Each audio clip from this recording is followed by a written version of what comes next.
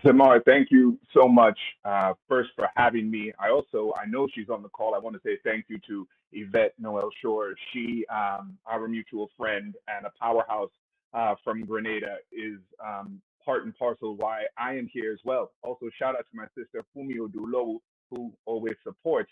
And what I want to say with passion is that we are the American dream, right? I am as chocolatey as they come, and I am the face of the Boston Globe. I host a TV show, Boston Globe Today, in a city that hasn't always been friendly to people of my complexion, of our complexion, and that I get to light my own torch and have my name, my father's name, on television every day means that not only am I living the American dream, but I'm living the dream that someone else had for me, and I owe them an obligation. The French would say noblesse oblige. With obligation, with nobility comes obligation. Most of us sitting on this call tonight are first generation of the diaspora.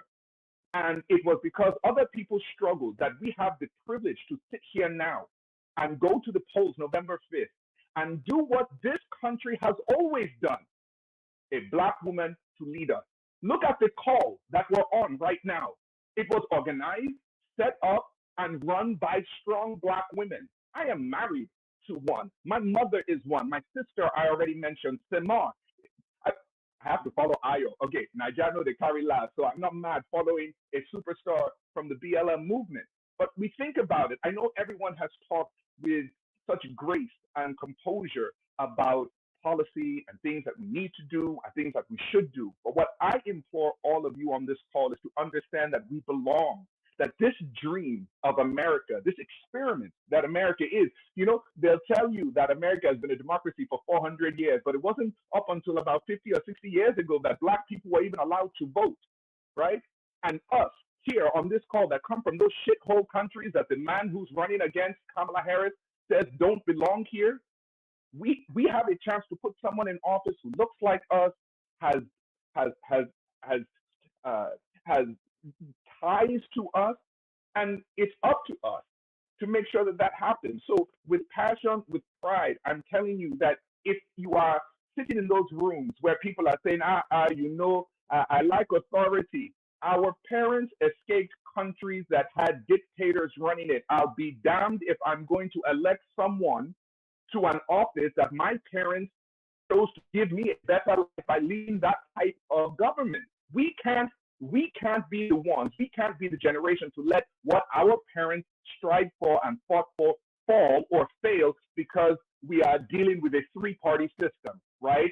The Democratic side, the Republican side, and the couch. And when you let apathy into what you are thinking, the couch always wins. You've heard celebrities and talented people like Jadena. Shout out to my brother. A chief don't run. One of my favorite songs. I steal it all the time. I put it on Instagram, but he knows what's up.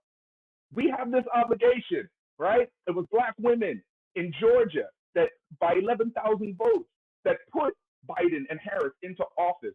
So it's the slimmest of margins, and we represent something special. We are something special. That's what I want us to remember. We are something special, right? The life that our parents strive to give to us, those of us who have children, we have to make sure that our kids have better than us. And if you look around, you're not quite sure if what mommy and daddy provided for us is better than what we're going to be able to provide for our children.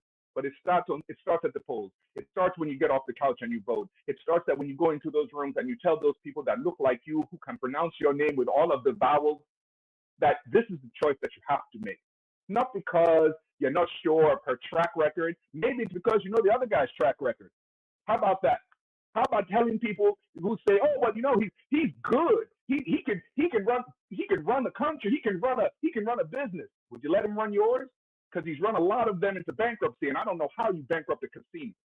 So that's a long way of saying that when I step in front of a camera and that red light goes on, I believe that it's not just me who's talking. I'm talking for the people that believed in me, all of those wonderful Black angels that made it possible for me to be here. And so we, again, have that obligation to carry on that message. That's what Africa is. That's that old African proverb. If you want to go somewhere fast, go alone. But if you want to go somewhere fast, go together. all of us have come here together, not just on this call, but in this country, to make a better life for the people that look like us, talk like us, eat like us, and it's always been a woman. Huh? Who makes the best fufu? Who makes the best eba, amala, the best jollof rice? Not Ghanaians, it's Nigerians. I don't want to stress that enough. It's always been Nigerian jollof. All jokes aside, November 5th, when you go to those polls, make the right decision for not just you, but the people who fought so hard for you to have that opportunity to be in a call like this, to be in this country, to make that choice and put this woman in office. I'm Segun Oduolowu. It is a pleasure. It is a privilege. Thank you to the Diaspora Coalition for Harris Walls for having me on this call, for allowing me to participate. And again, I think the choice is simple.